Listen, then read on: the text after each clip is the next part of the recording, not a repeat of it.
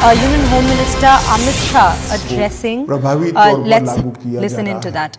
देश में राजभाषा में हुए कार्यों की समय समय पर समीक्षा के लिए संसदीय राजभाषा समिति का गठन किया गया था और उसे उत्तरदायित्व दिया गया था कि यह देश में सरकारी कामकाज में हिंदी का प्रयोग, उसकी प्रगति, इसकी समीक्षा करे और रिपोर्ट बनाकर माननीय राष्ट्रपति जी को प्रस्तुत करे।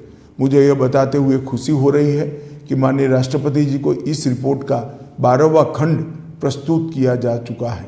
14 तक इस रिपोर्ट के 9 खंड सौंपे गए थे, लेकिन हमने पिछले 4 वर्षों में 3 खंड प्रस्तुत किए हैं। 2019 से सभी 59 मंत्रालयों में हिंदी सलाहकार समितियां का गठन करने का काम समाप्त हो चुका है तथा इनकी बैठकें भी नियमित रूप से आयोजित की जा रही हैं। देश की विभिन्न क्षेत्रों में राजभाषा के प्रयोग को बढ़ाने की दृष्टि से अब तक कुल 528 नगर राजभाषा क्रियान्वयन समितियों का गठन भी किया जा चुका है।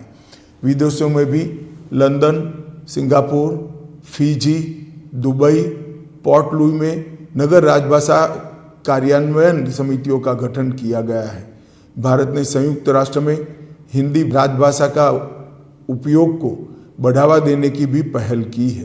राजभाषा विभाग द्वारा अखिल भारतीय राजभाषा सम्मेलन की भी नई परंपरा शुरू की है। 13-14 नवंबर 2021 बनारस में पहला और 14 सितंबर 22 को सूरत में और राजभाषा सम्मेलन आयोजित किया गया।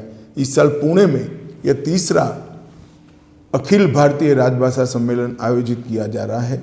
राजभाषा को तकनीक के अनुसार विकसित बनाने के लिए राजभाषा विभाग ने स्मृति आधारित अनुवाद प्रणाली कंठस्थ का भी निर्माण किया है। राजभाषा विभाग ने एक नई पहल करते हुए हिंदी शब्द सिंधु शब्दकोश का भी निर्माण किया है। इस शब्दकोश में संविधान की 8वीं अनुसूची में शामिल भारतीय भाषाओं के शब्दों को शामिल कर निरंतर उसको समृद्ध किया जा रहा है।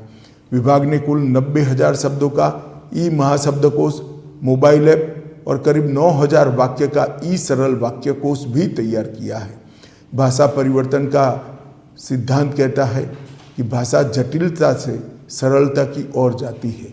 मेरे विचार से हिंदी के सरल सुस्पष्ट शब्दों को कार्यालयी कामकाज में प्रयोग में लाना चाहिए। मुझे विश्वास है कि राजभाषा विभाग के इन प्रयासों से सभी मातृभाषाओं को आत्मसात करते हुए लोक सम्मत भाषा हिंदी विज्ञान सम्मत और तकनीक सम्मत होकर संपन्न राजभाषा के रूप में स्थापित होगी। एक बार फिर से आप सभी को हिंदी दिवस की अनंत अनंत शुभकामनाएं। Vande Mataram. Well, that was the Union Home Minister Amit Shah addressing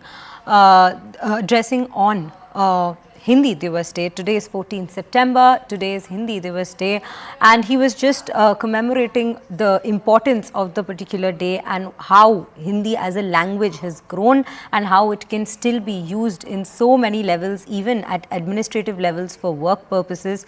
And also he was listing out a couple of achievements that have been taking place with furthering this language, furthering the usage of this language, and those are the details that we had from him speaking on Hindi Divas.